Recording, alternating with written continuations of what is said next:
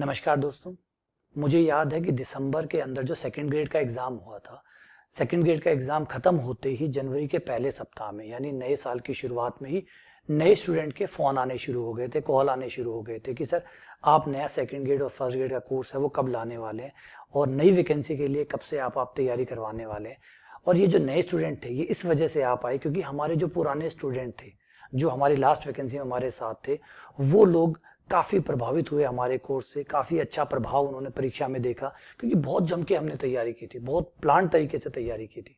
हमारी तैयारी लगभग 14 से 15 महीने कंटिन्यू चली थी। सिंगल बैच तैयारी हमारी चली थी, खूब सारे टेस्ट हुए थे, डिटेल से हमारा काम हुआ था, सब चीज़ें हमने बहुत मेहनत के साथ की थी। तो 14-15 महीने का जो हमारा काम था वो बहुत प्रभावी रहा और उसका नतीजा ये था कि उन्हीं बच्चों ने, वही जो पुराने बच्चे थे, उन्होंने ही नए बच्चों को रिकमेंड किया कि आगे की अगर आप तैयारी करते हो तो आपको इन सर का कोर्स लेना चाहिए। और ये आप लोगों का प्यार था, तो लगातार कॉल आने लग गया।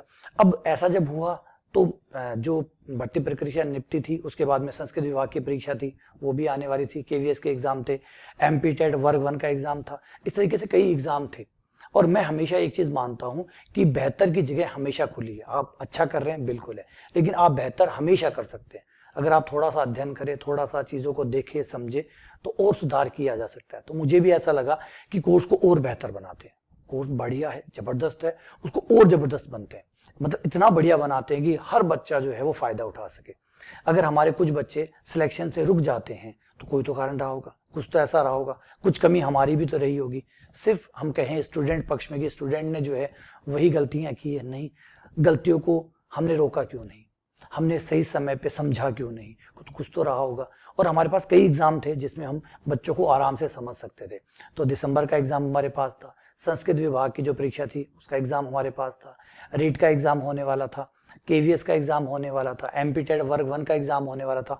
तो बहुत सारे एग्जाम थे जहां से हम बच्चों से फीडबैक ले सकते थे, देख सकते थे कि किस वजह से बच्चे जो है वो असफल हो रहे हैं। क्योंकि नॉर्मली जो हम सुनते सुनाते आ रहे हैं वो बातें तो क्लियर है कि बच्चा पढ़ता नहीं है इसलिए फेल हो जाता है, या ये छोटे मोटे जो कारण हमने बना रखे हैं वही हमें लगता है कि बस असफलता के ये 2-3 कारण है। तो ऐसा नहीं था। तो मुझे लगा कि अपने आप अपना जो बिलीफ है पहले उसी पे सवाल उठाते हैं। क्या ये सिर्फ 2 या 3 कारण ही है किसी बच्चे के असफल होने के? कारण तो और भी रहे होंगे। अगर खुले दिमाग से सोचें तो जगह और भी है, और भी गलतियां होती है जिससे सिलेक्शन रुकता है। वो क्या क्या है, उन सबको ढूंढना है, उनको पकड़ना है और उनको इस नए कोर्स के अंदर हमें सुधार करना है। अब ये था कि जनवरी में जो बच्चा कह रहा है कि भैया मुझे कोर्स चाहिए, अगर मैं इस प्रक्रिया में अगर टाइम लगाऊंगा, 2 महीने 3 महीने का समय लगाऊंगा इस बात को समझने में कि बच्चा असफल क्यों होता है, उन कारणों को समझने में, फिर उनको सॉल्यूशन ढूंढने में और फिर उसको कोर्स में इंप्लीमेंट करने में, तो बहुत समय लगेगा, काफी समय लगेगा। तो मेरे पास उस समय दिमाग में आया कि मुझे कौन से बहुत पैसे कमाने हैं। अगर जिन्हें बहुत पैसे कमाने हैं उनको फटाफट कोर्स लाना है ना, तो मुझे तो इतने पैसे नहीं कमाने कि भैया फटाफट कोर्स लाना है। आराम से तसल्ली से काम करो, बढ़िया कोर्स लाना है। हमें तो ज्यादा सिलेक्शन चाहिए, हमें तो ज्यादा सिलेक्शन चाहिए, ठीक है ना। तो समय है। दूसरा, अभी कौन सा एग्जाम है? क्या 3 महीने में, आने वाले 3 महीने में या 6 महीने में क्या कोई एग्जाम है? बिल्कुल नहीं है। तो जब आगे वाले 3 महीने 6 महीने में एग्जाम है ही नहीं, तो फिर इतनी जल्दबाजी किस बात की? और बच्चों को अगर कुछ बढ़िया ही देना है तो समय दो, पहले पहले समय दो। बढ़िया कोर्स समय मांगता है, तो जरूरी है कि उसमें जो चीजें थी, जो गलतियां हुई है बच्चों से, उन्हें आप समझे, उन्हें सुधारें और एक बढ़िया कोर्स बच्चों के सामने लेके आए। तो इतनी जो एग्जाम हुए हैं, उस एग्जाम में मैंने बच्चों से खुद बात की और समझा कि गलतियां क्या हो रही है, कहाँ गड़बड़ हो रही है, कहाँ कहाँ सुधार किया जा सकता है। और उन सब डिटेल बातों को जब मैंने समझा तो बहुत सारी बातें सामने आई, बहुत सारे। और अपन तो ज्यादातर नॉर्मल जो किसी से सुनते हैं वो 1-2 बड़े बड़े कारण होते हैं। कोचिंग बढ़िया नहीं थी इसलिए फेल हो गया, बच्चे ने पढ़ाई नहीं की इसलिए फेल हो गया। अधिकतर हम मानते हैं सिर्फ 2 ही कारण है बच्चों के फेल होने के, लेकिन जवाब है नहीं, सिर्फ 2 कारण नहीं है, सिर्फ 2 कारण नहीं है, कम से कम 20 से 25 कारण मैं आपको बता सकता हूं अभी जो मैंने देखे हाल फिलहाल में, कि और भी छोटे छोटे बहुत सारे कारण हैं जिससे बच्चा सिलेक्शन होने से रह जाता है। और उन सारी चीजों को अब खत्म करने का समय आ गया है कि नया सिलेबस, नया कोर्स अगर आप लॉन्च करें। अपनी गलतियों से नहीं सीखा तो मैं किसी को क्या लेक्चर दूं, क्या समझाऊंगे बेटा तुम अपनी गलतियों से सीखो। अगर मैं ही अपनी गलतियों को नहीं सुन रहा, देखना चाहता हूं, सुधार नहीं करना चाहता हूं, तो मेरा स्टूडेंट कैसे करेगा? तो जरूरी था कि मैं समझूं कहाँ गलतियां हुई है, कहाँ सुधार की गुंजाइश है, क्या और बेहतर किया जा सकता है। इन सबको धरातल पर रखते हुए, आपको याद भी आता होगा कि मैंने जस्ट थोड़े दिनों पहले यूट्यूब पे एक वीडियो डाला था कि बहुत सारे सवाल है मेरे दिमाग के ऊपर, बहुत सारे सवाल है, जिसमें से कुछ सवाल जो है वो मैंने आपके सामने रखे कि देखिए क्या ये सवाल सही नहीं है, तो आप लोगों का रिस्पॉन्स उसमें ये था कि हाँ सवाल सही है, काफ़ी जो है अप्रिशिएशन उसमें मुझे मिला था कि हाँ सर ये बात सही है, इनको होना चाहिए। कई बच्चों के फ़ोन भी आए मेरे पास कि हाँ सर बिल्कुल आपने जो कहा बिल्कुल सही कहा, हम लोगों ने खुद ये महसूस किया है कि ये सबसे बड़े कारण होते हैं। कभी हम सोचते नहीं हैं इन कारणों के बारे में, लेकिन ये वो कारण है जो प्रभावी होते हैं। तो फिर मुझे लगा कि जब बच्चा समझ रहा है इन चीज़ों को, तो फिर वो मेरी बात समझ रहा है कि मैं समय क्यों लगा रहा हूँ। तो बच्चा मेरे साथ है, स्टूडेंट मेरे साथ है, मेरा स्टूडेंट जो है वो मेरे साथ खड़ा है, वो समझ रहा है कि सर को अगर समय लग रहा है तो क्यों लग रहा है, वो जस्टिफाई कर पा रहा है मेरी चीज़ को कि एकदम सही है। तो बस अब समय आ गया है, मोटा मोटी सारा काम मेरा हो चुका है, फ्रेमवर्क सारा मैं निपटा चुका हूँ, और अब आपके सामने मैं अपना जो फर्स्ट ग्रेड सेकंड ग्रेड का कोर्स है वो लेके आया हूँ। सारे सवालों के जवाब है मेरे पास, आप चाहे तो एक एक सवाल का जवाब आपसे मुझसे पूछ सकते हैं। मेरा जो कोर्स है वो पूरे तरीके से ट्रांसपेरेंट है। हर सवाल जो आप पूछेंगे सिलेक्शन को लेकर, कि सिलेक्शन की कोई भी कारण, कोई भी किंतु परंतु जिसकी वजह से सिलेक्शन रुकता है, वो चीज को मैंने टारगेट की है। मैंने हर छोटी से छोटी चीज को टारगेट, सिर्फ पढ़ाने तक को टारगेट नहीं किया। पढ़ाना तो बेहतरीन होना ही चाहिए, पढ़ाना तो बेहतरीन होना ही चाहिए, पढ़ना तो बेहतरीन होना ही चाहिए, लेकिन उसके अलावा भी जो कारण है छोटे बड़े, उन सारे कारण को शामिल करते हुए उनको एलिमिनेट करने की मैंने कोशिश की है। और एक नया कोर्स अब आपके सामने मैं लेके आऊंगा फर्स्ट ग्रेड और सेकंड ग्रेड का 2023-2024 के लिए, है ना। अभी हमारे पास समय भी अच्छा खासा है, क्योंकि कोई चाहे कुछ भी कहे, ये अलग बात है, कोई कह रहा है 2 महीने वैकेंसी है, 4 महीने में, ऐसा कुछ लगता नहीं है। पहली बात तो टू बी फ्रैंक, एकदम सच कहूं तो अभी कुछ ऐसा चांस नहीं है, क्योंकि चुनावी साल है, हो सकता है एक नोटिफिकेशन आ जाए। ज्यादा से ज्यादा जो संभावना है वो यही है, क्योंकि जो पुरानी भर्तियां उनको निपटाना, उनको जो है भर्ती देना, इसी में ही सारा टाइम निकल जाएगा। मोटा मोटी जो निकलेगा ज्यादा से ज्यादा ये हो सकता है कि चुनावी साल है, वोट बैंक बनाने के लिए हो सकता है एक नोटिफिकेशन जो है वो आ जाए कि इतने इतने पद है, हम इसकी भर्ती प्रक्रिया जल्द शुरू करने वाले, या फिर शुरू कर दे। लेकिन परीक्षा का कोई चांस बनता ही नहीं है। तो आराम से यहाँ से 1.5 से 2 साल हम मान सकते हैं कि भर्ती प्रक्रिया को पूरे होने में लग जाएगा, इजीली लग जाएगा। और ये अच्छी बात भी है। बुरी बात तो आपको ये हो सकता है लगेगी सर 1.5 से 2 साल पड़े, लेकिन अच्छी बात ये भी है, जब भी आप तैयारी करेंगे और अच्छे से तैयारी करना चाहें, मजबूती से तैयारी करना चाहें, तो आपको आराम से 1 से 1.5 साल का समय लगता ही लगता है, अगर अच्छे से करना चाहें और दावेदारी ठोकना चाहें कि भैया दावेदार हूं, मैं पक्का दावेदार हूं, ये कहने के लिए कम से कम 1 से 1.5 साल का टाइम चाहिए ही चाहिए होता है। ये नहीं है कि आज मैंने कोर्स पूरा किया 3 महीने 4 महीने में, अगले दिन एग्जाम हो गए, मैं क्रैक कर गया, संभव ही नहीं है, ये बिल्कुल संभव नहीं है। तो 1 से 1.5 महीने आपको चाहिए मजबूती से अपनी दावेदारी को रखने के लिए। तो इस हिसाब से ये समय पर्याप्त है, सही समय है पढ़ने के लिए, पढ़ाई शुरू करने के लिए। बाकी जो जल्दबाजी में शुरू करता है वो कहीं नहीं पहुंचता, बस वो ठीक है, वो टाइम पे आता है, अपनी खाना पूर्ति करता है और निकल जाता है, उससे ज्यादा कुछ नहीं निकलता। सिलेक्शन तो वही लेते हैं जो समय देते हैं। तो अभी हमारे पास समय है, तो सही समय पे हम हथौड़ा मार रहे हैं, बिल्कुल कोई कमी नहीं है। क्योंकि पहले जरूरी था कि सवालों के सबके जवाब आए, सबके सही जवाब आए, सब जो चीजें हैं उनको पहले खत्म करे, ताकि कोई भी बच्चा जो है, कोई भी स्टूडेंट जो है जो हमसे पढ़ रहा है, वो किसी भी तरीके से पिछड़े ना, किसी भी तरीके से वो पीछे ना रह जाए, कोई कारण ना बने उसके सिलेक्शन ना होने का। वो सब चीजों को पहले से ही शामिल करते हुए, सम्मिलित करते हुए आगे बढ़ना है। तो कोर्स जो है वो इन्हीं बातों के आपको जवाब देगा। ठीक है, डिटेल से मैं आपको अभी लेक्चर में बताने वाला हूं कि हमारा कोर्स क्या क्या कवर करेगा, और शायद लेक्चर बहुत बड़ा हो जाएगा, इसलिए मैं ज्यादा डिटेल में हर क्वेश्चन के साथ नहीं जाना चाहता। जैसे आप कोर्स को अनुभव करेंगे, आप खुद महसूस करेंगे कि हमने कितना सुधार किया है और करते रहेंगे। इस बार ऐसा नहीं है कि कोर्स एक साथ ही में सर आपको पकड़ा दूं, ये दो पढ़ते रहो आपका हो गया, नहीं। हर दिन हम और बेहतर और बेहतर और बेहतर, जहां जिस स्टेज पे जो चीज इंक्लूड करनी है उस स्टेज पे वो चीज इंक्लूड करेंगे। पूरे प्लान के साथ चलेंगे, पूरा पूरा प्लान होगा, पूरा प्लान्ड कोर्स होगा, पूरा शेड्यूल्ड कोर्स होगा, पूरा तरीके से आगे बढ़ेंगे, स्टेप बाय स्टेप आगे बढ़ेंगे। हर जगह जहां जरूरत होगी इंप्रूवमेंट की, वहां इंप्रूवमेंट करेंगे। जहां गाइडेंस की जरूरत होगी वहां गाइडेंस डालेंगे, जहां काउंसलिंग की जरूरत होगी वहां काउंसलिंग करेंगे, जहां मोटिवेशन की जरूरत होगी वहां मोटिवेशन करेंगे, जहां डाउट के लिए लाइव क्लास की जरूरत होगी वहां लाइव क्लास लेंगे, जहां कुछ और डिस्कशन की जरूरत होगी वहां डिस्कशन करेंगे। जहां जिस स्टेप पर बच्चे को, क्योंकि लंबा सफर है, बहुत लंबा सफर है, साथ मिलकर चलेंगे तो आराम से इस सफर को तय कर पाएंगे। तो इन सफर को तय करने में, इतने लंबे सफर को तय करने के लिए जिन चीजों का हम सहारा लेंगे, जिन चीजों को हम शामिल करते हुए जाएंगे, उसके बारे में एक छोटा सा जो है ब्रीफ डिस्क्रिप्शन जो है वो मैं आपके सामने रखने वाला हूं कि कोर्स में क्या क्या इंक्लूड होगा। चलिए स्टार्ट करते हैं। सबसे पहला देखिए, सीधी सीधी बात है, एकदम बेसिक नहीं बदला है, बेसिक बदल भी नहीं सकता, मूलभूत चीजें कभी नहीं बदल सकती, वो पहले भी वैसी थी, वो भी वही है। एक शानदार प्लान हो, शानदार प्लान हो, जबरदस्त हो, जो आपको मंजिल तक पहुंचा दे। फिर खूब सारी प्रैक्टिस हो, प्रैक्टिस करवाई जाए, प्रैक्टिस की जाए। मैं खूब सारी प्रैक्टिस आपको करवाऊंगा और बहुत बहुत प्रैक्टिस मैं आपको कराऊंगा और बहुत बहुत प्रैक्टिस आप करेंगे।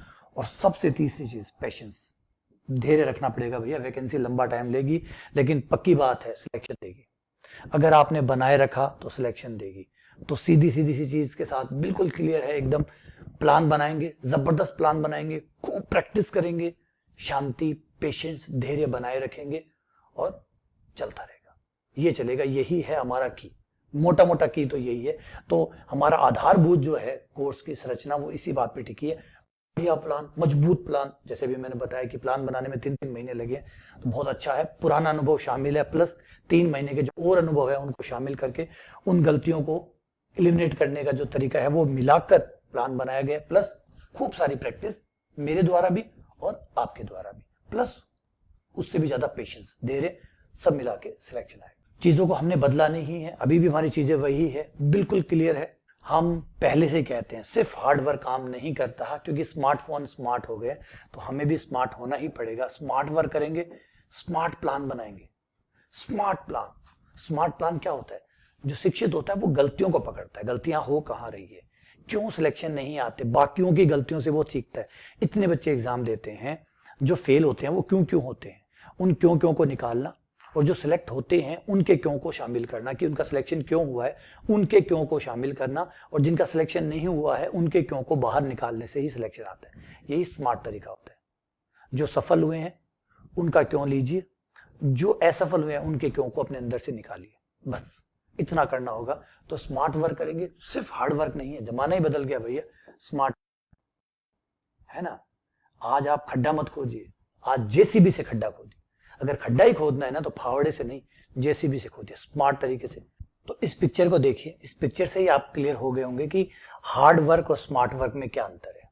और स्मार्ट वर्क जो है अगर स्मार्ट प्लान के साथ ऐड हो जाए, जुड़ जाए, तो क्या कर सकता है, ठीक है ना। तो वैसा ही हम काम यहाँ करने वाले, स्मार्ट वर्क करने वाले हैं विद स्मार्ट प्लान। पहले स्मार्ट प्लान बनाएंगे, फिर उसे स्मार्ट तरीके से इंप्लीमेंट करेंगे, यही पूरा रहने वाला है। चलिए बात करते हैं कोर्स के बारे में, कोर्स में क्या क्या कवर होने वाला है। अभी आप जब कोर्स का पूरा प्लान देखेंगे तो आप खुद विश्वास करने लग जाएंगे कि जो इतने टाइम मैंने लिया है, समय लिया है, उस सारे समय का जो निचोड़ है वो आपको यहाँ पे दिखने लग जाएगा। आप खुद महसूस करेंगे कि जो बदलाव किए हैं वो बहुत सकारात्मक है, बहुत जरूरी बदलाव थे जिनको शामिल होना ही चाहिए था, है ना। और ये जो है ये लगभग हमारी जो तैयारी है उसकी दावेदारी को बहुत मजबूती से रखेगा। ये देखिए, सुनिए आप खुद से। सबसे पहली बात जो मैंने गौर किया था लास्ट टाइम, जो मैंने गौर किया था, बहुत सारे बच्चे ऐसे थे जिनके बेसिक बहुत कमजोर होते थे, भयानक तरीके से जो बेस था वो कमजोर हुआ करता था। आप यूं मानिए कई बच्चे ऐसे थे जिनको स्क्वायर रूट निकालना नहीं आता, बहुत सारे बच्चे ऐसे हैं जिसको लघुत्तम महत्तम समझ में नहीं आता, ढंग से गुणनखंड करने नहीं आते। तो जो बच्चे इस तरीके से कमजोर हैं उनको अगर आप 11th पढ़ा रहे हैं, 12th पढ़ा रहे हैं, आप ग्रेजुएशन पढ़ा रहे हैं, कहां तक सार्थक है, कहां तक वो सार्थक है। तो मुझे कहीं लगा कि ये तो गड़बड़ है, ये तो बिल्कुल गड़बड़ है। जिसको दशमलव की गुणा जो कर रहा है वो श्योर नहीं है अपने दशमलव की गुणा को लेकर कि वो सही है या गलत है, लेकिन वो डरा हुआ है, वो इस बात को लेकर चिंतित है कि कोई मेरे बारे में क्या सोचेगा, इसलिए वो उसको ठीक नहीं कर रहा है, वो जो चल रहा है उसको चलने दे रहा है। तो दशमलव की गुणा में प्रॉब्लम है, दशमलव के 2 नंबरों में भाग देने में दिक्कत है, लघुत्तम महत्तम तक समस्या देते हैं, गुणनखंड में समस्या है, ज्यामिति का बेसिक पार्ट कमजोर है।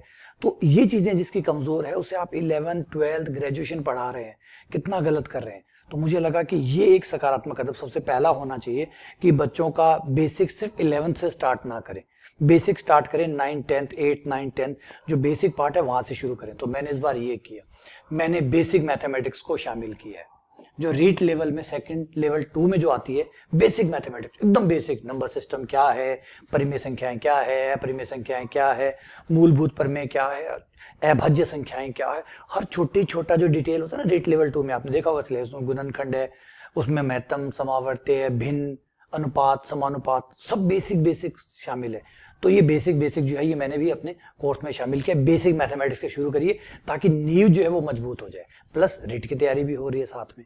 अगर हमें भी नहीं पता कि कौन सी भर्ती पहले आएगी कौन सी बाद में आएगी, लास्ट टाइम भी ऐसे ही था, सेकंड ग्रेड की भर्ती चल रही थी, अचानक के बीच में रीट दोबारा आ गई, है ना, और ज्यादा वैकेंसीज के साथ आ गई, तो हमें भी नहीं पता होता कि कौन सी भर्ती पहले आ जाएगी। तो बढ़िया, रीट का लेवल 2 अगर कवर हो रहा है मैथ्स का तो ये भी अच्छी बात है, साथ साथ मैथ्स भी कवर हो रही है, और सेकंड ग्रेड की जो मैथ्स है उसका आधार मजबूत हो रहा है। तो बेसिक मैथ्स की बात करेंगे, बेसिक मैथ्स की बात करेंगे, ताकि हमारा जो एवरेज स्टूडेंट है, जो औसत स्टूडेंट है, जो सामान्य स्टूडेंट है, वो पिछड़े ना, वो भी रेस में बराबर तरीके से भाग सके। अगला हमारा रहेगा थ्योरी पढ़ेंगे, डिटेल्ड थ्योरी पढ़ेंगे विद प्रैक्टिस क्वेश्चन। इसे समझिए बात को। इसमें क्या होगा, हम थ्योरी की तह तक जाएंगे। बोले थ्योरी तो हमेशा पढ़ते हैं, बिल्कुल पढ़ते हैं, लेकिन इस बार थ्योरी को इतनी खुदाई करेंगे, थ्योरी की इतनी खुदाई करेंगे कि आरपीएससी के लिए या संस्था के लिए कुछ ऐसा बचे ही ना जो हमने छोड़ दिया हो कि भैया यहां से सवाल पूछ लिया, हमने तो थ्योरी में पढ़ा ही नहीं था। नहीं साहब, जितना वो पूछ सकते हैं उससे ज्यादा गहरी थ्योरी में हम जाएंगे, उससे ज्यादा गहरी में, ताकि आरपीएससी वाले जो है उनके लिए कुछ बचे ही ना पूछने के लिए, सिवाय हमारी जो थ्योरी पढ़ी हुई है उसके अलावा। तो थ्योरी डिटेल्ड में थ्योरी पढ़ेंगे, प्रैक्टिस क्वेश्चन करेंगे, उस थ्योरी के साथ जो सवाल है उनको करेंगे। पहले शुरुआती लेक्चर में यही निपटाएंगे, ताकि थ्योरी भी हो जाए, उससे जुड़े हुए सवाल हो जाएंगे, तो थ्योरी मजबूत हो जाएगी। क्योंकि थ्योरी को सवाल चाहिए, सवाल चाहिए टिकने के लिए, मजबूती से रखने के लिए, समझने के लिए। तो थ्योरी के हर टॉपिक के ऊपर सवाल करते हुए चलेंगे, ताकि थ्योरी प्लस प्रैक्टिस दोनों एक साथ हो जाए। लेकिन रुक जाइए, यहां भी जो टॉपिक हमने पढ़ लिया, थ्योरी पढ़ ली, प्रैक्टिस क्वेश्चन भी कर लिए, करवा दिए, अच्छी बात है। लेकिन कई बच्चे ऐसे हैं जिनका लेवल बहुत अभी भी काफी ठीक नहीं है, उनके लिए रहेगा एनसीईआरटी बुक्स। एनसीईआरटी बुक्स को आप जानते ही होंगे, सबसे जीरो लेवल यही होता है। 11th का सबसे 11 12th का सबसे छोटा लेवल, सबसे कम लेवल जो होता है, बेसिक लेवल इसको कहते हैं एनसीईआरटी की बुक्स। इन बुक्स को पढ़ाएंगे बेसिक लेवल के लिए, ताकि स्टूडेंट का बेसिक लेवल बढ़े, है ना। बेसिक मैथ्स पढ़ के आए, अब 11 12th का बेसिक होना चाहिए, तो 11 12th का बेसिक होगा। एकदम धीरे धीरे नीचे से उठाएंगे, जीरो लेवल से। यहाँ पे उसको कॉन्फिडेंस भी आएगा, क्योंकि लेवल बेसिक है। इन सवालों को वो करेगा तो खुद से होंगे तो मजा आता है, मैथ्स अच्छी लगेगी, पसंद आएगी। तो जब ये पसंद आएगी तो ये बढ़िया काम करेगी। फिर उसको एक पायदान ऊपर उठाएंगे। आरबीएससी की जो बुक्स है, जो पुरानी बुक्स चलती थी, 8 बुक्स, 4 बुक्स 11th में आती थी, 4 12th में आती थी, उनको कवर करेंगे। ये इंटरमीडिएट लेवल है, ये बेसिक से थोड़ा ज्यादा है, अच्छा भी है। अच्छा, इवन क्वेश्चन भी आते हैं, ऐसा नहीं है कि एनसीईआरटी के सिर्फ पढ़ ही रहे हैं हम, नहीं, क्वेश्चन आते हैं एनसीईआरटी से भी। आरबीसी से तो काफी अच्छे क्वेश्चन आते हैं, आरबीसी की जो पुरानी बुक्स है उनसे काफी अच्छे क्वेश्चन आते हैं। ये टॉपिक रहेगा, इसको पढ़ेंगे। और फिर पढ़ेंगे एडवांस लेवल के लिए एसआर सैनी वॉल्यूम 1 और वॉल्यूम 2। इससे ज्यादा लेवल आपके कंपटीशन का हो ही नहीं सकता। 11 12th के जो क्वेश्चन है वो इस लेवल से ज्यादा कोई भी कंपटीशन नहीं डाल सकता, क्योंकि ये आईआईटी एडवांस लेवल का है, इससे ऊपर कहां जाएगा। तो इस तरीके से हमारा ये रहेगा एनसीईआरटी, जो बेसिक लेवल, जीरो लेवल को तैयार करेगा। फिर जैसे ही जीरो लेवल तैयार हो गया, थोड़ा सा एक कदम ऊपर बढ़ेंगे इंटरमीडिएट लेवल के लिए, आरबीसी की ओल्ड बुक्स, जहां से क्वेश्चन भी आएंगे, आते भी हैं पेपर में, क्वेश्चन भी आते हैं, प्लस इंटरमीडिएट ठीक ठाक लेवल भी है इनका, प्रैक्टिस के लिए बहुत अच्छी जगह, यहाँ से प्रैक्टिस करेंगे। फिर एसआर सैनी सॉल्व करेंगे, जो कि एकदम एडवांस लेवल दे देगी। तो फिर कुछ बचेगा ही नहीं आरपीएससी के लिए, जो 11 12th का हमारा कंटेंट तैयार ना हो, ऐसा कुछ भी नहीं बचेगा, सारा का सारा तैयार रह जाएगा।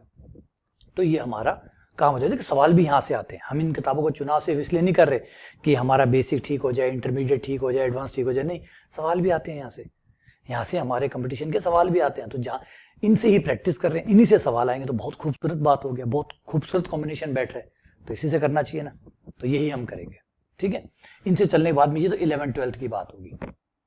उसके बाद भी रुक जाइए, अभी ग्रेजुएशन के लिए नवकार ग्रेजुएशन की जो बुक्स है उनको हम कवर करेंगे। नवकार पब्लिकेशन क्यों? आपने इस बार देखा होगा कि आरपीएससी को नवकार की किताबों के साथ, नवकार पब्लिकेशन डॉक्टर गोखरू की किताबों के साथ बहुत गहरा लगाव है, बहुत गहरा लगाव देखने को मिला। इवन नवकार पब्लिकेशन की किताब में अगर कोई सवाल गलत भी है तो आरपीएससी ने उस सवाल को एज इट इज उठा लिया, बिना ये चेक किए। इसका मतलब सोचिए कि आरपीएससी नवकार पब्लिकेशन की बुक्स के ऊपर कितना फेथ दिखाती है, कितना विश्वास दिखाती है। जब आरपीएससी को इतना विश्वास है इन किताब के साथ, तो फिर हम क्यों और बाहर जाएं, हम भी इनके साथ चलते हैं। आरपीएससी को इन पे विश्वास है तो हमें क्या दिक्कत है, हम भी विश्वास कर लेते हैं। तो नवकार की जो है बुक्स जो है वो पढ़ेंगे, पूरी डिटेल से पढ़ेंगे। डिटेल से जो टॉपिक आपने है उन टॉपिक को यहाँ से पूरा खोद डालेंगे, नवकार की बुक के साथ पढ़ेंगे। अच्छा सर आप एनसीईआरटी करा दोगे, आप आरबीएससी करा दोगे, एसआर सैनी करा दोगे, प्रैक्टिस नहीं कराओगे, प्रैक्टिस शीट नहीं दोगे? बिल्कुल देंगे। सिर्फ प्रैक्टिस शीट नहीं देंगे, विद सॉल्यूशन देंगे, ताकि कोई अटके, कोई और हो तो सॉल्यूशन को देख सके, फंसे ना, परेशान ना हो, ये वो कर सके। मतलब सर प्रैक्टिस शीट तो हम देख लेंगे, हम सॉल्व कर लेंगे, तो सर हो गया। फिर इसके अलावा हमारे पास एक स्पेशल पार्ट और है जो हमने शुरू में भी कहा था कि हम चाहते हैं कि हर बच्चा खुद से क्वेश्चन को सोल्व करे, क्योंकि अगर खुद से, ये मुझे बहुत परेशान किया, इसने मुझे बहुत परेशान किया। मुझे दिक्कत ये थी, पिछली बार भी दिक्कत ये थी, सर आप बहुत अच्छा पढ़ाते हो, सर बहुत अच्छे सवाल करवाते हो, बहुत अच्छे से समझ में आते हैं, लेकिन जैसे ही खुद करने जाते हैं होते ही नहीं है, खुद करने जाते हैं होते ही नहीं है। आप समझाते हो चुटकियों में समझ में आ जाते हैं, लेकिन खुद करने जाते हैं फिर अटक जाते हैं। ये परेशानी लगातार थी।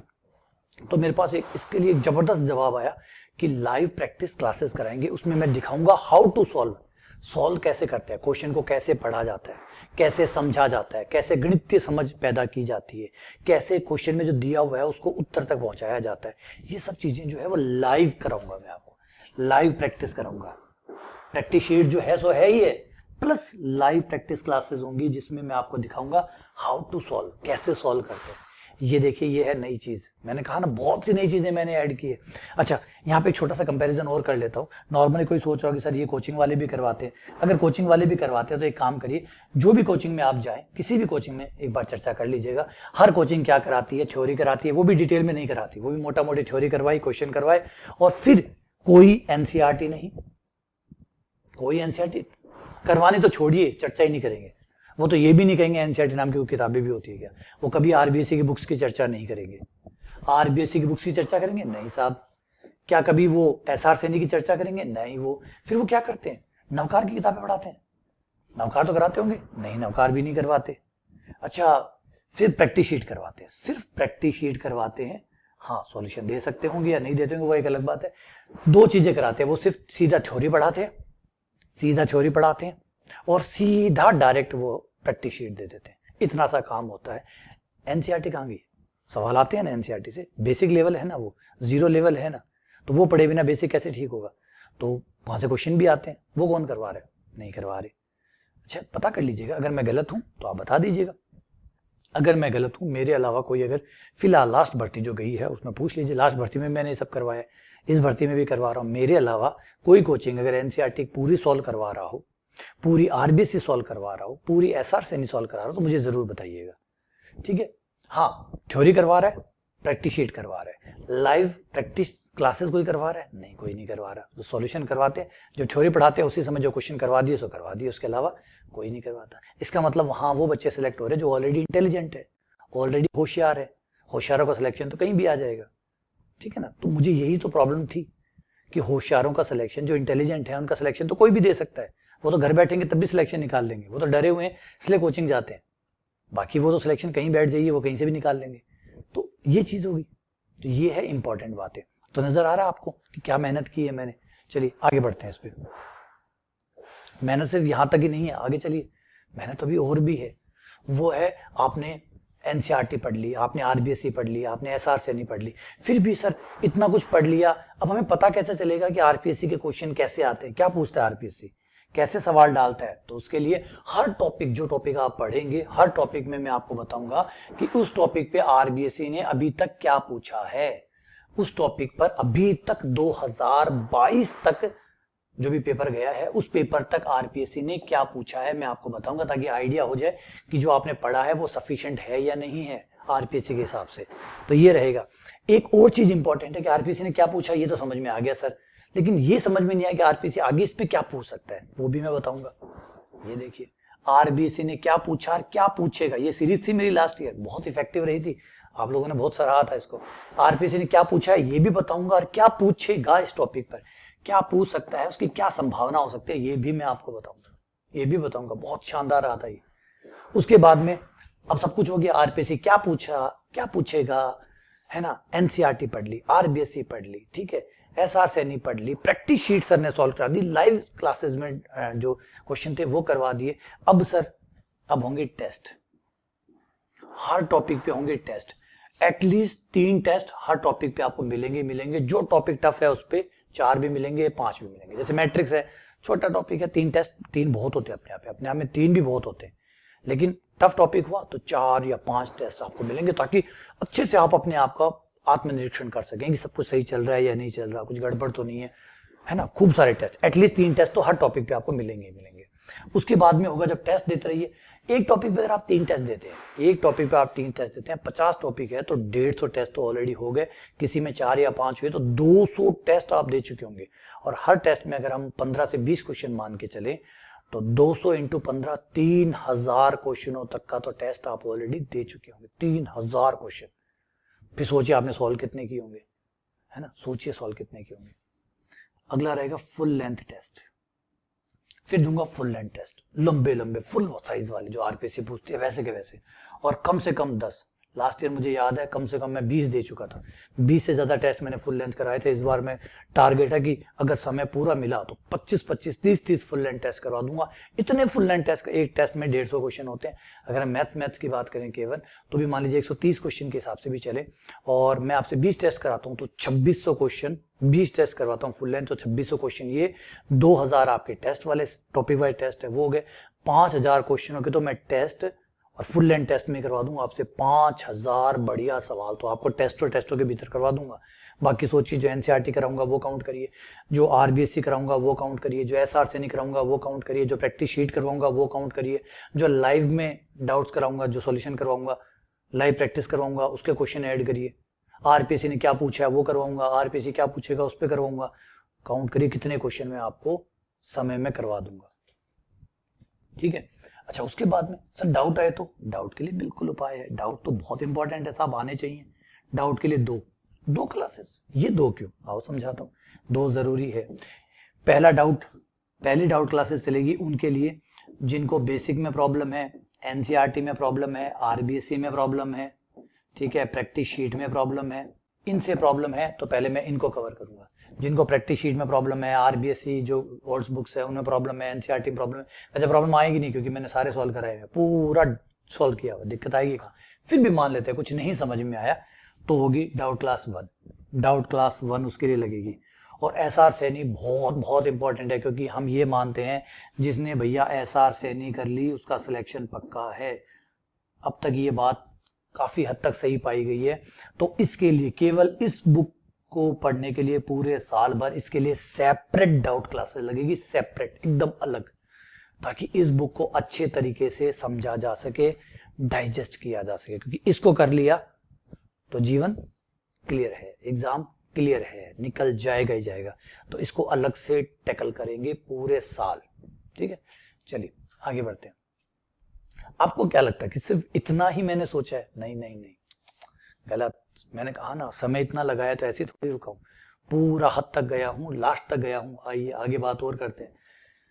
आपको कई बच्चे सोचते हैं, नॉर्मली सोचते हैं कि सिर्फ बढ़िया पढ़ाने से, बढ़िया पढ़ने से, इतने से सब कुछ निकल जाता है। और बहुत सारे चीजें हैं जो आपकी तैयारी के बीच में आती है, वो है आलस। आलस क्या ये खतरनाक चीजें नहीं है? ये भी तो भयानक है। इनके सॉल्यूशन कहाँ से आएंगे? सवालों के सॉल्यूशन चाहिए आपको, इनके सॉल्यूशन नहीं चाहिए। आलस, बच्चा जो आलस कर करके जो समय बर्बाद करता है, कल कर लूंगा, परसों कर लूंगा, अगले दिन कर लूंगा, एक साथ कर लूंगा, ये जो आलस से वो समय बर्बाद करता है उसका क्या करोगे? उसका इलाज क्या है? बोरियत, भयानक खतरनाक चीज, जहर से भी ज्यादा खतरनाक बोरियत। बच्चा शुरुआत में कोर्स लेता है, जोश में होता है, बम की तरह आता है, ये भी पढ़ डालूंगा, वो भी पढ़ डालूंगा, ये भी क्रैक कर दूंगा, वो भी क्रैक कर दूंगा। 4-5 दिन बाद बोर हो रहा होता है, नहीं मजा नहीं आ रहा, हाँ यार कुछ किक नहीं मिल रही है, वो फलान नहीं मिल रहा है, कूल टाइप की फीलिंग नहीं आ रही है। ये बोरियत अधिकतर बच्चों को तो यही ले बैठती है। इसका इलाज, इस बीमारी का, अगले बच्चे हैं जो डरे हुए हैं, मैं तैयारी करूंगा, मैं कोर्स ले लूं, सरकार पढ़ने भी शुरू कर दूं, चलो ले भी लिया, अब 2 साल बाद एग्जाम होंगे, फिर मेरा नंबर नहीं आया तो क्या होगा? तो वो आज ही डर गया। 2 साल बाद में पता नहीं क्या होगा, लेकिन वो आज ही डरा बैठा, पता नहीं नंबर आएगा नहीं आएगा, सिलेक्शन होगा नहीं होगा, भर्ती आएगी नहीं आएगी, ये होगा नहीं होगा, बस इन लोगों का। और वो इससे ज्यादा जो अति करते हैं मतलब बड़े बड़े सपने देखते हैं, अच्छा सिलेक्शन हो जाएगा तो आईएएस बन जाऊंगा, फिर आईएएस की तैयारी करूंगा, आईएएस बन जाऊंगा तो फिर आईएएस का पद जल्दी से छोड़ के प्रधानमंत्री के लिए ट्राई करूंगा। ये जो लोग अति सोचते हैं, ओवर थिंकिंग करते हैं, हर चीज में अति करते हैं, गेम खेल रहे हैं तो बहुत गेम खेल रहे हैं, इंटरटेनमेंट चाहिए तो इनको बहुत इंटरटेनमेंट चाहिए, ठीक है, मोबाइल में फेसबुक चला रहे हैं, यूट्यूब चला रहे हैं, मोटिवेशन चाहिए तो बहुत सारा चाहिए। ये जो अति वाले लोग हैं इनका क्या रहेगा? तो चिंता मत करिए, इन सब के भी इलाज होंगे। इन सब के भी इलाज होंगे हमारे कोर्स में, इनका भी शामिल किया गया, इनका भी क्यूरिकुलम शामिल किया गया। कैसे जो आलसी स्टूडेंट है उनको कवर किया जाए, कैसे जो बोरियत वाले स्टूडेंट है जो बार बार बोर होते रहते हैं उनको कैसे टैकल किया जाए, जो डरे हुए स्टूडेंट है उनके साथ कैसे डील किया जाए, और जो ओवर थिंकिंग टाइप के हैं जो ज़्यादा करते हैं, हर चीज़ में अति करते हैं, उनको कैसे टैकल किया जाए। ये भी हम इस प्रॉब्लम को भी सॉल्व करने की पूरी कोशिश करेंगे और उसके लिए भी प्लान में हिस्सा है। चलिए आगे बात करते हैं। ये रहेगा डिस्कशन एंड गाइडेंस क्लासेस। लगातार समय के साथ डिस्कशन और गाइडेंस होता रहेगा, पूरा कोर्स फुली गाइडेड रहेगा। जहां जिस समय गाइडेंस की जरूरत पड़ेगी उस समय गाइडेंस लगातार मिलता रहेगा। जैसे कोर्स का इतना हिस्सा हुआ, अब ये गाइड करना चाहिए, अब ये गाइड करना चाहिए, वैसे गाइड करना चाहिए, अब बच्चों को ये काउंसलिंग की जरूरत है, अब बच्चों को मोटिवेशन की जरूरत है, अब बच्चों को ये चाहिए होगा। तो जो समय पे जो जिस समय पे देखिए, एक साथ ऐसा नहीं था शुरुआत में ही जब कोर्स शुरू हुआ तभी सारी चीजें डाल दो, है ना। कोर्स के साथ साथ कोर्स भी आपके साथ साथ इंप्रूव होगा। जब आपको जो जरूरत होगी कोर्स में वो चीज इंक्लूड होती जाएगी। और ये कैसे पता लगेगा कि क्या इंक्लूड करना है, वो है डिस्कशन। आपकी खुद की डिमांड आएगी कि सर ये चीज और ऐड कर दीजिए ताकि ऐसा बढ़िया हो सके, सर ये चीज और डाल दीजिए और अच्छा हो सके, मुझे लगे हाँ ये चीज, क्योंकि लास्ट टाइम हमने किया 14 महीने 15 महीने में बहुत सारे बदलाव किए थे। शुरुआत में हम ये सोच के ही नहीं चले थे, शुरुआत में हमने वो बदलाव सोच के ही नहीं चले थे, लेकिन बीच में जैसे जरूरत पड़ती गई हम और बड़े अच्छे शानदार बदलाव करते गए। और ये होता ही है, जैसे महेंद्र सिंह धोनी कहते हैं कि बहुत जो आप प्लानिंग आप बाहर बनाते हैं ग्राउंड से, वो तो बहुत कम होती है। एक्चुअली सही प्लानिंग जो है, मेन प्रभावी प्लानिंग तो ग्राउंड के ऊपर बनती है। सेम वही है, जब कोर्स स्टार्ट हो जाएगा तो बीच में बहुत सारी प्लानिंग बनाएंगे आप। और ये कैसे बनती है? डिस्कशन से, आवश्यकता से, जो जरूरत पड़ती है उसके हिसाब से बदलाव होते रहते हैं। ठीक है ना। चलिए, एक और चीज है, वो है टाइम मैनेजमेंट। टाइम कैसे मैनेज करें, ये भी तो सिखाना पड़ेगा। टाइम मैनेजमेंट कैसे, क्योंकि बच्चे जो रहे हैं, जो फेल होते हैं, कई है वो सही से अपने टाइम को मैनेज नहीं कर पाते, टाइम को सही से उपयोग नहीं कर पाते, यूज नहीं कर पाते। कुछ तो गलत कर रहे होंगे जिसमें टाइम ज्यादा स्पेंड हो रहा होगा, टाइम ज्यादा बर्बाद हो रहा होगा। टाइम का सही उपयोग कैसे करें, तो उसके लिए भी टाइम मैनेजमेंट स्पेशल जो है वो प्रोग्राम रहेगा। कैसे टाइम को आपको सही से, क्या आपका शेड्यूल होना चाहिए, कैसे आपको पढ़ना है, कितने घंटे पढ़ने चाहिए, रात को कितने घंटे पढ़ना है, सुबह कितना पढ़ना चाहिए, दोपहर में क्या करना चाहिए, डेली किस किस चीज को कितना कितना टाइम देना चाहिए, है ना। कहाँ समय बर्बाद नहीं करना है, कहाँ समय यूज करना है, कहाँ समय बर्बाद हो सकता है, वो सब चीजें इसमें आएगी। और यही नहीं, देखिए मैंने कहा ना, दूर तक गए हम। कट ऑफ प्रेडिक्शन प्रैक्टिस, आपको ये हमारे पास ही है सिर्फ, कट ऑफ प्रेडिक्शन प्रैक्टिस, ये भी मैं आपको कराऊंगा। क्योंकि इस बार मेरे जो बच्चे फेल हुए हैं वो बच्चे थे कई जिनकी मैथ बहुत बहुत अच्छी थी, लेकिन वो कट ऑफ को प्रेडिक्ट ही नहीं कर पाए। वो सोच ही नहीं पाए कि 60% जो 60 क्वेश्चन है वो अपने आप में कट ऑफ होगी। उन्हें लगा 72-75 पे थे, पता नहीं उन्हें क्या लगा, और 110 तक पहुंच गए, क्योंकि उन्हें डर लगा कि पेपर आउट हुआ है या कुछ ऐसा हुआ है, मैं रह जाऊंगा। और वो कहाँ 70, 72 या 75 से सीधा 105, 110 पे चले गए, माइनस मार्किंग करा के 60 से नीचे चले गए। बहुत दुख होता है ऐसे। और उससे वैसा हुआ कि वो कट ऑफ, देखिए मैथ्स अच्छी होने से सिर्फ सिलेक्शन नहीं आता, ये भी है बड़ा कारण कट ऑफ का प्रेडिक्शन। और ये पेपर में ही होती है। आज मैं आपको पहले ही कह दूं कि बेटा कट ऑफ 40 जाएगी, नहीं बता सकता, पेपर ही नहीं देखा तो कट ऑफ कैसे बताऊंगा। और पेपर के अंदर ही आपको प्रेडिक्ट करनी पड़ती है कि कितने क्वेश्चन करने चाहिए, कितने नहीं करने चाहिए। अगर हाँ, कई बार आप कहोगे सर जितने आए उतने उतने कर लो, ये भी जरूरी नहीं है, इससे भी नहीं होता। कई बार आप जितने आते हैं उतने करते हैं, कम कर बैठते हैं, बाहर आके पता चलता है। जैसे फर्स्ट ग्रेड का पेपर ले लीजिए, फर्स्ट ग्रेड में जो बच्चा फेल हो रहा है, ठीक ठाक बच्चा था, बढ़िया था, जो फेल हो रहा है वो इस वजह से फेल हो रहा है कि कम क्वेश्चन अटेम्प्ट करके आया था। उसका दुख ये हो रहा है काश थोड़े से और अटेम्प्ट करके आ जाता, थोड़ा सा और रिस्क ले लेता। सेकंड ग्रेड में उल्टा मिल रहा है, वहां वो मिल रहा है कि यार काश थोड़े कम करता तो ठीक रहता। तो ज्यादा क्वेश्चन करना भी खतरनाक है, तो कम करना भी खतरनाक है, दोनों ही खतरनाक है। पेपर में सही से कट ऑफ का प्रिडिक्शन करना, इसके लिए हमारे पास अलग से एक स्ट्रेटजी है कि कैसे आपको कट ऑफ प्रिडिक्ट करना सिखाया जाएगा।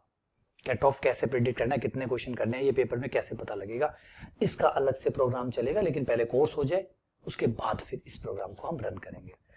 एक जो खतरनाक चीज थी वो थी सिली मिस्टेक। इतनी छोटी छोटी गलतियां, निकाला ए भर के बी आए, निकाला ए भर के बी आए, 2 की पावर 3 8 करके आ गए, 6 करके आ गए।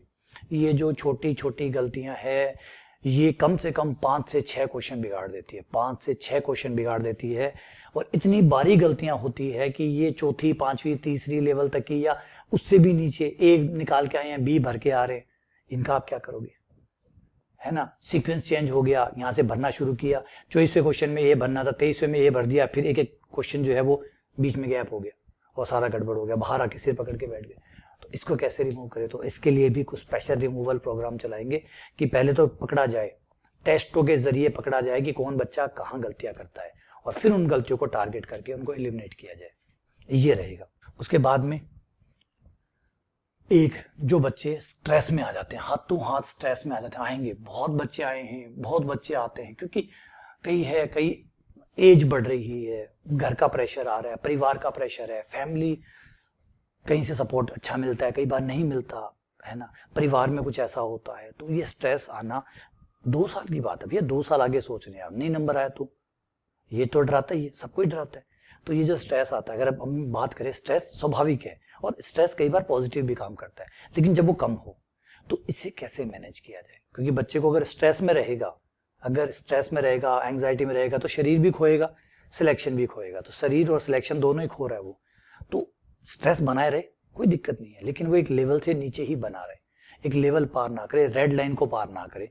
इसके लिए जरूरी है कि बच्चों का मैनेजमेंट किया जाए, और ये चीज जो है ये आने वाले टाइम में पूरे राजस्थान में हर जगह तो गवर्नमेंट कंपलसरी करने वाली है कि बच्चों को स्ट्रेस और एंग्जाइटी मैनेजमेंट सिखाइए, कि वो कैसे अपने स्ट्रेस को मैनेज कर सके, क्योंकि स्ट्रेस सब में होता है। आज कोई वर्ल्ड कप का फाइनल खेल रहा है, क्या वो स्ट्रेस में नहीं है? भयानक स्ट्रेस में है, लेकिन फिर भी वो मैनेज कर रहा है, नहीं कर रहा, और वहां जाके वो शतक मार के आ रहा है। सोचिए, स्ट्रेस के अंदर, स्ट्रेस वो पॉजिटिव फीडबैक है जो आपको मिल रहा है, वो ताकत मिल रही है, उससे स्ट्रेस कम नहीं करना है, हमें स्ट्रेस को मैनेज करना है, क्योंकि वो पावर है, वो ताकत है, ठीक है ना। तो स्ट्रेस और एंग्जाइटी मैनेजमेंट, डर खत्म, डर जो है वो बुरा नहीं होता। अगर आप में डर ना हो तो आप छत से कूद जाओगे, अगर आप में डर ना हो तो आप छत से कूद जाओगे, तो डर पॉजिटिव है। लेकिन आप सीढ़ियां उतरना बंद कर दें डर के मारे तो खतरनाक है। तो हमें इसको मैनेज करना है, बैलेंस करना है, तो वो हम करेंगे। मोटिवेशन क्लासेस आपको लगातार, जैसे अभी बीच बीच में मोटिवेट कर ही रहा हूं, ये लगातार आपको चलता रहेगा। एक चीज और इंपॉर्टेंट जो हमने ऐड की है वो रहेगा, भैया आरपीसी की भर्ती मान लीजिए 2 साल बाद आती है, 2.5 साल भी लग जाते हैं, आगे लग जाएंगे, 2.5 साल तक एक ही चीज की तैयारी करते करते करते तो थक जाएंगे। बीच में सर डीएसएस भी आ गई, तो बिल्कुल इन सब का इलाज रखा है। बीच में चाहे डीएसएस भी आए, चाहे केवीएस आए, चाहे एनवीएस आए, हम हमारे सिलेबस को इस तरीके से बनाएंगे कि जो भी इनके समकक्ष जो भी एग्जाम है, जो भी, चाहे वो यूपी के हों, चाहे वो एमपी के हों, चाहे केवीएस के हो, चाहे एनवीएस के हो, चाहे डीएसएसबी के हो, इन सबको हम साथ में कवर करके चलेंगे। इनसे जो हमारे जो टॉपिक इनके अलग है हमसे, जो हमारे साथ है, जैसे मैट्रिक्स हमारे साथ है तो मैट्रिक्स हम पढ़ ही रहे हैं, सारणिक हम पढ़ ही रहे हैं, कुछ टॉपिक जो वहां अलग है डीएसएसबी में, उन टॉपिक को हम अपने साथ शामिल करके चलेंगे, इनके क्वेश्चंस को भी सॉल्व करके चलेंगे, इनके वो भी साथ में लेके चलेंगे, क्योंकि डीएसएसबी की भर्ती भी आने वाली है दिल्ली में जल्दी ही भर्ती आने वाली है, और स्टेट में भी भर्ती आएंगी, तो आप और एग्जाम भी देते रहेंगे ना साथ साथ में, तो और अच्छे भी होते रहेंगे, साथ साथ आपको चेक भी होता रहेगा कि मेरा कोर्स सही है या नहीं है, कहीं मैंने गलत कोर्स तो नहीं ले लिया। तो आप दिल्ली की तैयारी देंगे, जब आप यूपी की एग्जाम देंगे, देते रहिए, देखिए एक बार में नहीं टूटता है, एग्जाम देते रहेंगे तो प्रैक्टिस होती रहेगी, अनुभव होता रहेगा, नई नई चीजें आप सीखते रहेंगे। तो ये मैं सब शामिल करूंगा, तो ये आपको बहुत फायदा देगा, बहुत फायदा देगा, ठीक है ना। तो आप और एग्जाम भी देते रहेंगे, तो वो भी साथ साथ में, क्योंकि ऐसे तो सीधा 2 साल तक, क्योंकि भर्ती भी टाइम लगेगा, बिल्कुल टाइम लगेगा, 1.5 साल 2 साल लगने, तो इतना 1.5-2 साल तक मैं अगर ऐसे बैठा रहूंगा, एक ही भर्ती को पकड़े बैठा सवाल निकाले जा रहा हूं, तो बोर हो जाऊंगा, मैं भी फिर कुछ नहीं कर सकता कि मैं आप कितनी जान भर दूंगा। जिसे 2 साल आगे जाके एग्जाम देना है वो बोर तो होगा ही होगा। तो बीच में ये जो एग्जाम आते रहे, ये भी वो देता रहे, तो वो कंटिन्यूटी बनी रहेगी, एग्जाम बने रहेंगे और जोश बना रहेगा, एग्जाम आएंगे तो जोश बना रहेगा। तो ये इसके लिए वैलिडिटी जो कोर्स की रहेगी वो अप टू 2 ईयर रहेगी। 2 प्रकार के कोर्स रहेंगे, जिनको 1 साल की वैलिडिटी है कि नहीं सर हम 1 साल में पढ़ लेंगे, बाकी फिर हम खुद देखते रहेंगे, ठीक है भाई कोई बात नहीं, आप लोगों के लिए वो सही है। और जो चाहते हैं कि नहीं सर हम तो 2 साल आपके साथ ही जुड़े रहना चाहते हैं, 2 साल कंटिन्यू, क्योंकि भर्ती प्रक्रिया सर बिल्कुल आराम से 1.5 से 2 साल लग जाएंगे सर, हम तो 2 साल आपके साथ ही रहना चाहते हैं, 2 साल का कोर्स दे दो, 2 साल का भी है। जो 1 साल पढ़ के जाना चाहते हैं कि 1 साल पढ़ ले फिर हम खुद से पढ़ते रहेंगे, सेल्फ पढ़ते रहेंगे, ठीक है कोई दिक्कत नहीं, कोई चाहिए नहीं सर हम तो 2 साल आपके साथ ही रहना चाहते हैं, 2 साल, तो 2 साल का भी वैलिडिटी रहेगी। तो कोर्स को इस तरीके से बनाया गया है, ठीक है। चलिए आगे बात करते हैं, अभी खत्म नहीं हुआ मेरे दोस्तों, अभी बहुत कुछ है। अब आ जाइए, एक इंपॉर्टेंट चीज जो हमने जो चेंज किया है, कमाल का जो चेंज किया है, वो है combined courses. Combined courses sir क्यों? देखिए इसे समझने की बात करिए, कंबाइंड कोर्सेज पिछली बार ये टेंशन थी सर सेकंड ग्रेड पहले आएगी, फर्स्ट ग्रेड पहले आएगी। तो एक काम करो ना, आप कंबाइंड कोर्स करो। सेकंड ग्रेड का 80% हिस्सा फर्स्ट ग्रेड में भी है, कुछ टॉपिक है जो फर्स्ट ग्रेड में अलग है, तो सेकंड ग्रेड जितना ही रख लीजिए ना, सेकंड ग्रेड जितना भी कवर हो जाएगा प्लस फर्स्ट ग्रेड भी कवर हो जाए, दोनों कवर करिए। चाहे फर्स्ट ग्रेड पहले आए चाहे सेकंड ग्रेड पहले आए, हो सकता है फर्स्ट ग्रेड आ जाए, क्योंकि इस बार बहुत सारी जो है प्रमोशन हुए हैं तो फर्स्ट ग्रेड की सीटें ज्यादा आ सकती है।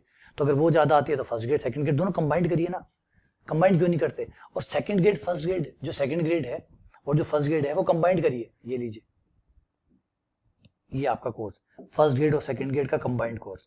कोई फर्स्ट ग्रेड और सेकंड ग्रेड दोनों करना चाहता है, आइए स्वागत है आपका, दोनों कंबाइंड कोर्स एक साथ। क्योंकि हमें भी नहीं पता ना, गवर्नमेंट है सब, फर्स्ट ग्रेड की सीटें ज्यादा खरी है, ज्यादा जरूरी है पहले भरना, तो फर्स्ट ग्रेड को पहले भर देगी। फिर आपके सर आप तो सेकंड ग्रेड करा रहे थे तो फर्स्ट ग्रेड की आगे, तो भैया मैं कह रहा हूँ ना दोनों कर लो। 80% तो दोनों का कॉमन ही है, 20% अलग है, तो फर्स्ट ग्रेड को पकड़े रखो, दोनों कवर हो जाएंगे एक साथ, दोनों एक साथ करो, कंबाइंड कोर्स पे आ जाओ तो और ही बढ़िया कॉम्बो में आओ, सीधा दोनों कवर हो जाएंगे एक साथ। तो जो पहले आया आपकी टेंशन ही खत्म कि ये पहले आया कि वो पहले आया। सिंगल कोर्स लेना चाहते हैं सिंगल भी है, सिंगल कोर्स लेना चाहते हैं सिंगल भी है, सिंगल कोर्स भी है, या ये रहा सिंगल कोर्स। सिंगल कोर्स को भी इतना सिंगल नहीं बनाया है, एकदम सिंगल तो किसी को पसंद नहीं है, सिंगल तो इसको भी नहीं बनाया, इसको भी ऐसे बनाया सेकंड ग्रेड, साथ में MP TET, H TET, UP PGT, KVS, NVS, DSSB, इन सबको भी शामिल किया है, क्योंकि बाई चांस ये भर्तियां कहीं आ गई तो ये आ गई तो इनको भी कवर कर लेते हैं, साथ में लेके चलते हैं, सबको साथ में लेके चलते हैं। आरपीएससी आए, पहले आरपीएससी आए तो आरपीएससी ठीक, डीएसबी आए तो डीएसबी ठीक, केवीएस आए तो केवीएस ठीक। पिछली बार ऐसे ही हुआ था, हम राजस्थान की तैयारी कर रहे थे, इधर केवीएस की वैकेंसी भी आ गई थी, बच्चे को सर केवीएस की तो तैयारी की नहीं, बेटा चिंता मत करो, आने दो केवीएस को, तैयार है, एनवीएस आने दो, तुम भी आ जाओ। उसके बाद में एमपी टेट चल ही रहा है, आ जाओ कोई बात नहीं, एच टेट भी थोड़े दिनों में आ जाएगा, हम भी तैयार है। तो ये सब चीजें साथ में लेके चलेंगे, एक ही कोर्स में सबको निपटा के चलेंगे, क्योंकि अधिकतर इनका जो सिलेबस, इनके जो समकक्ष एग्जाम है, समकक्ष पहले समझ लीजिएगा, क्योंकि हरियाणा में थोड़ा अलग चलता है, एमपी में अलग चलता है। जैसे राजस्थान में जो सेकंड ग्रेड है, एमपी में वो वर्ग 1 है ना, थोड़ा सा इस बात का ध्यान रखिएगा, वहां वर्ग 2 नहीं है। ऐसा नहीं कि हमारा सेकंड ग्रेड और एमपी का सेकंड ग्रेड बराबर है, उनमें वहां सेकंड ग्रेड नहीं है, वहां वो फर्स्ट ग्रेड है, जिसे वर्ग 1 कहते हैं। तो ये जो इस तरीके से थोड़ा मैच करना पड़ेगा, इसका थोड़ा सा मैं एक डिटेल वीडियो बना दूंगा आपको कि किसका किसके साथ हमारा मैच करता है, जो मैचिंग है, जिसके साथ सिलेबस मैच करता है, हम उसको एक साथ रख के कवर करेंगे, ठीक है। एक चीज और भी है, कई बच्चे चाहते हैं कि सर हमारा CSI या नेट भी हो जाए, सेकंड ग्रेड फर्स्ट ग्रेड भी हो जाए, आ जाओ स्वागत है, 2 साल है भैया, 2 साल बहुत है। और CSI या नेट में भी तो आपको बेसिक पढ़ना पड़ता है, CSI या नेट में भी आपको 11th 12th पढ़ना पड़ता है, BSc पढ़नी पड़ती है, चलते है ना साथ साथ में। क्या दिक्कत है, जब CSI या नेट की पढ़ी रहे हो साथ साथ, अगर सेकंड ग्रेड और फर्स्ट ग्रेड भी हो जाए तो क्या बुरा है, या फर्स्ट ग्रेड सेकंड ग्रेड कर रहे हो उसके साथ CSI या नेट हो जाए तो क्या बुरा है। टाइम है हमारे पास, समय है हमारे पास, थोड़ा सा 1 इंच 2 इंच और पढ़ लेंगे, 2 पेजेस और पढ़ लेंगे, तो क्या दिक्कत है, तो कंबाइंड में चलते ना। और फिर एक चीज क्या होगी, सेकंड ग्रेड की वैकेंसी पहले आई तो भी तैयार है, CSI या नेट हर 6-6 महीने में लगता है तो वो भी तैयार होता रहेगा। एग्जाम दोगे तो एग्जाम होंगे तो एक्साइटमेंट भी बना रहेगा, बोरियत कम आएगी, परीक्षा होने वाली है, एग्जाम होने वाले हैं, तो वो चीजें चलती रहेगी। एग्जाम बीच में से CSI या नेट टूट गया, क्योंकि CSI नेट तो 6 महीने से होने वाला है, ये टूट गया तो कॉन्फिडेंस आ जाएगा, अब तो देख लेंगे फर्स्ट ग्रेड, जब CSI नेट ही टूट गया तो फर्स्ट ग्रेड क्या चीज है, तो वो कॉन्फिडेंस आ जाएगा। तो इस तरीके से कंबाइंड कोर्स जो है वो बनाया। आप एक चीज और कर सकते हैं, अभी फर्स्ट ग्रेड की वैकेंसी आने वाली है, आप चाहो तो MSc साथ में MSc के फॉर्म भर दो, MSc करना चाहो MSc plus second grade plus first grade plus CSI या नेट, आने दो, 2 साल का टाइम ही MSc में लगने वाला ही, MSc करोगे तो MSc करोगे तब 2 साल तो लगेंगे। बीएड आपने कर रखी है तो आ जाइए सेकंड ग्रेड फर्स्ट ग्रेड के साथ प्लस CSI या नेट ले लो पूरा, आ जाओ, क्योंकि वैकेंसी में 2-2.5 साल आराम से लगने, ये तो हम भी जानते हैं, है ना। कोई झूठ बोल रहा है, कोई ये कहे कि 6 महीने में आने वाली है तो वो सिर्फ कोर्स सेल कर रहा है, बाकी ऐसी कोई संभावना नहीं, कोई चमत्कार ही कर सकता है, ऐसा चमत्कार होते नहीं है ना। हर भर्ती के अंदर 2 से 2.5 साल का समय न्यूनतम है, ज्यादा भी लग जाता है तो कोई दिक्कत नहीं है। तो इतने में आपकी ये भी हो जाएगी, साथ में आ जाओ ना सारे, मैथ्स ही तो है, पढ़नी पड़ती है। आप चाहो तो MSc करोगे, जो आप MSc में पढ़ोगे वो CSI नेट में भी मिलेगा, तो फर्स्ट ग्रेड में भी मिलेगा, तो जब पढ़ ही रहे हो तो फिर तीनों एक साथ कवर कर लो ना, बढ़िया काम है, एक बार में सब कुछ हो रहा है तो और ही अच्छी बात है। कॉन्फिडेंस, कई एग्जाम भी देते रहेंगे तो मजा भी आता रहेगा, पढ़ते भी रहेंगे, तैयारी भी कंटिन्यू रहेगी, तो इस तरीके से। तो ये जो कोर्सेज है सारे, ये 1 ईयर कोर्सेज भी हैं। अब जैसे ये 2 ईयर का है, इसमें 1 ईयर हो ही नहीं सकता, क्योंकि MSc का कोर्स है, 2 साल रहेगा, तो ये 2 साल रहेगा, ठीक है। इनको चाहो तो आप 1 साल का, 2 साल का, जो आपको ठीक लगे आप उस हिसाब से ले सकते हैं। इस कोर्स को भी 1 ईयर 2 ईयर में ले सकते हैं, इसको भी आप 1 ईयर 2 ईयर में ले सकते हैं। जैसे मैंने कहा कि कोई शायद 2 साल बाद में अगर परीक्षा नहीं हुई तो उसके लिए चिंता मत करिए, 2 साल तो होने दीजिए, थोड़ी वैलिडिटी मैं एक्सटेंड करूंगा, है ना, थोड़ी वैलिडिटी मैं बढ़ा दूंगा। अगर 2 साल बाद में भी क्या रहता है, फिर उसके साथ में क्या रहता है, उसमें थोड़े से बदलाव और कर देंगे, है ना। बढ़ाई मैंने वैलिडिटी, इस बार भी बढ़ाई है, इस बार भी मैंने 2 महीने 2.5 महीने 3 महीने ऊपर दिए हैं, क्योंकि वैकेंसी पास थी, परीक्षा थी तो बढ़ाई है मैंने, तो ऐसा कोई इश्यू नहीं है ये चीज की, ठीक है ना। तो ये सब चीज चलेगी। तो आप 2 साल की वैलिडिटी लेते हैं तो थोड़ा समय और बढ़ा दूंगा मैं, तो उसके हिसाब से अगर इतना 2-2.5 साल में एग्जाम हो जाएंगे, इससे ज्यादा लंबा टाइम नहीं खींचेगा, ये तो लगभग होता ही है। तो ये सब कुछ हमारा कोर्स रहेगा, है ना, ताकि मैं कोर्स, ये जो कंबाइंड कोर्स बना रहा हूँ उसका मकसद समझिएगा, ताकि रिदम बनी रहे। आप पढ़ तो रहे हैं, है ना, एग्जाम हो रहे हैं, तरह तरह के एग्जाम हो रहे हैं, आप चाहो केवीएस का एग्जाम देना, चाहो केवीएस आ रही है केवीएस का दे दो, हरियाणा में आ रही है तो हरियाणा का दे दो, मध्य प्रदेश में आ रही है तो मध्य प्रदेश का दे दो, किसी और का देना, दे ही रहे हैं लोग, दे ही रहे हैं, बच्चे देते ही हैं। यूपी के बहुत सारे स्टूडेंट है वो मध्य प्रदेश में शामिल है, दे रहे हैं एग्जाम, और वो राजस्थान में भी शामिल होते हैं। हरियाणा के बहुत सारे लोग हैं वो राजस्थान के भी देते हैं, हरियाणा के भी देते हैं। तो देते रहना चाहिए। एग्जाम देने से आपको नया पता चलता है क्या ट्रेंड चल रहा है, कैसे सवाल आते हैं, मैं कैसे टैकल करता हूँ, मैं कैसे जवाब देता हूँ, प्लस मोटिवेशन बना रहता है, बार बार एग्जाम देने से प्रैक्टिस बनी रहती है, तो वो सब चीजें हो जाएगी। तो इसी को ट्रैक पर रखते हुए ये चीजें मैंने बनाई है। चलिए आगे बात करते हैं। एक चीज जो है, जो भयानक चीज है, उससे बचना पड़ेगा, वो तो हर हाल में बचाना पड़ेगा आप लोगों को, वो है मोस्ट वांटेड किलर, वो है एंटरटेनमेंट। जैसा किसी से पूछो कि क्या चाहिए, एंटरटेनमेंट एंटरटेनमेंट एंटरटेनमेंट, कितना चाहिए, कितना चाहिए, अनंत एंटरटेनमेंट चाहिए, कोई हद नहीं है, देखे जा रहा है, देखे जा रहा है, देखे जा रहा है, नए नए, और सब देखिए, पूरा यूट्यूब इंस्टाग्राम पड़ा है आपको एंटरटेन करने के लिए। आओ हम एंटरटेन करेंगे, आओ हम इस तरीके से एंटरटेन करेंगे। ये क्या खा रहा है, ये आपका टाइम खा रहा है। सबसे बड़ी बीमारी है ये, आपका टाइम खा रहा है, जो बहुत प्रीशियस है, बहुत कीमती है। और चलिए एंटरटेनमेंट कर लिया, एंटरटेनमेंट करने के बाद फीलिंग कैसे आती है, आपको कभी ट्राई किए? एंटरटेनमेंट करने के बाद आप एग्जॉस्टेड होते हो, अपने आप पे गुस्सा करते हो, रिग्रेट आता है, आता नहीं आता। आप 2 घंटे वीडियो देख लीजिए, 3 घंटे वीडियो देख लीजिए, 3 घंटे बाद आप वीडियो बंद करते हैं, जो भी एंटरटेनमेंट किया वो बंद करते हैं, क्या दुख होता है, अरे यार 3 घंटे खराब कर दिए, अरे यार ये हो गया। तो ये जो रिग्रेट आता है वो भी तो खतरनाक है। और अपने आप पे रिग्रेट आने का मतलब अपना कॉन्फिडेंस कम करना, कॉन्फिडेंस कम होता ही है रिग्रेट होने से। तो ये कैसे, तो इससे कम करना है, इससे बचना है, इस एंटरटेनमेंट से बचना है, इसके लिए कुछ ना कुछ करना पड़ेगा। ये मेरे एजेंडा में है। इसके लिए क्या किया जा सकता है, क्या इसको मिनिमम, एंटरटेनमेंट से नहीं बच सकते क्योंकि दुनिया पूरी एंटरटेनमेंट इंडस्ट्री बनी हुई है। मूवीज एंटरटेनमेंट है, इंस्टाग्राम एंटरटेनमेंट है, फेसबुक व्हाट्सअप ले लीजिए, आपके परिवार ले लीजिए, फोटोग्राफी, हर चीज अब एंटरटेनमेंट की तरफ जाती है। इसको कम कैसे किया जाए, क्योंकि ये कम नहीं होगा तो ये समय खाएगा, और ये समय आपकी तैयारी में से खाएगा। तो इसको कैसे रोका जाए, इसके ऊपर काम करेंगे हम। अब भी अगर आपको कोर्स के बारे में और कुछ जानना है, इसके फीस से रिलेटेड जानना है, देखिए अलग अलग है, जैसे इतना सारा फीस के बारे में समझाना मुश्किल हो जाएगा। 1 ईयर कोर्स की अलग फीस है, 2 ईयर कोर्स की अलग फीस है, थोड़ा सा डिफरेंस है 1 ईयर 2 ईयर में, वो आप देख लीजिएगा। CSI या नेट कंबाइंड लेना चाहते हैं वो देख लीजिएगा। आपको जो भी डाउट है, पहले मैं कहूंगा कि आप इन नंबरों पे एक बार कॉल जरूर कर ले, कॉल करके पूरी इन्फॉर्मेशन अच्छे से क्लियर कर ले कि कोर्स में क्या क्या है, क्या क्या नहीं है, कैसे कैसे कवर होगा, मेरे लिए क्या बेस्ट होगा। पूरा एक बार जो गाइडेंस है वो यहाँ से आके आप एक बार कॉल करके पूरी जानकारी लें कोर्स के बारे में, कैसे शेड्यूल रहने वाला है, क्या क्या चलने वाला है, जानकारी लें, ज्यादा से ज्यादा जानकारी इकट्ठी करें, है ना। तो ये हमारा व्हाट्सअप कर सकते हैं आप, इस नंबर पे आप कॉल कर सकते हैं, इन्फॉर्मेशन जो है वो आप पूरे कोर्स के इससे ले सकते हैं। यहाँ पे जरूर आइएगा, ठीक है। चलिए उसके बाद में एक डिस्क्लेमर डाल देता हूँ। कई बच्चे जो है कोर्स को लेके कई चीजें, देखिए कोई मैजिक क्लासेस नहीं है, कोई जादुई क्लासेस नहीं है भैया, मेहनत है, सिर्फ मेहनत। मैं बहुत मेहनत करूंगा, बहुत बहुत मेहनत करूंगा बस, और आपसे बहुत बहुत मेहनत करवाऊंगा। इसके अलावा कोई शॉर्ट ट्रिक नहीं है, होती भी नहीं है सक्सेस की। सक्सेस पूरी मेहनत मांगता है, धैर्य मांगता है, बहुत पेशेंस रखना पड़ेगा, 1.5 से 2 साल का पेशेंस कम से कम है ही है। डिसिप्लिन रहना पड़ेगा, अनुशासित रहना पड़ेगा, कोई उपाय नहीं है। डेली पढ़ना पड़ेगा, कंटिन्यू पढ़ना पड़ेगा, नियमितता बनाए रखनी पड़ेगी, त्याग करना पड़ेगा, दोस्त की शादी छोड़नी होगी कई बार क्योंकि परीक्षाएं आ रही है ना। दर्द चूज करना पड़ेगा क्योंकि पढ़ना दर्द से कम नहीं है। जो सिवाय पसंद करते हैं पढ़ाई को उनको छोड़ दीजिए, बाकी हर किसी के लिए पेनफुल है ही। इस पेन को चूज करना पड़ेगा, इस दर्द का चुनाव करना पड़ेगा। तो ये सब चीजें आपको करनी ही पड़ेगी और कोई उपाय नहीं है। अगर कोई बोल रहा है तो और कोई तरीका अगर आपको बता रहा है इसके अलावा कि हम इस तरीके से नहीं, बल्कि हम कोई ये एक तरीका बता देंगे, वो तरीका बता देंगे, हम ऐसा कुछ जादू कर देंगे, तो सब झूठ बोल रहा है, वहम निकल जाएंगे। ऐसे वहम पालिए ही मत। तो ये सब कुछ रहेगा, पूरी मेहनत, पूरी शिद्दत के साथ मेहनत करेंगे। मैं बहुत बहुत मेहनत करूंगा, आप खुद देखेंगे, और आपसे बहुत बहुत मेहनत करवाऊंगा। यही हमारा मूल मंत्र रहेगा। तो चलिए, उम्मीद करता हूँ कि मेरा पूरा प्लान आपको समझ में आ गया। फिर भी कोई डाउट हो सकता है, स्वाभाविक है। आप कॉल करिए, मैसेज करिए, ऐप पे आइए, वहाँ मैसेज करिए, बताइए आप क्या जानना चाहते हैं, कौन से कोर्स में इंटरेस्टेड है। कोई नया कोर्स अगर आप क्रिएट करवाना चाहते हैं, हम उसके लिए भी तैयार है, क्योंकि आपको किस तरीके से फायदा पहुंचाया जाए, यही हमारा मकसद है। तो आप बताइएगा आप में क्या स्पेशल या कोई अलग कोर्स आपको चाहिए, तो उसके लिए भी कर सकते हैं। ठीक है, चलिए, बहुत बहुत धन्यवाद, शुक्रिया।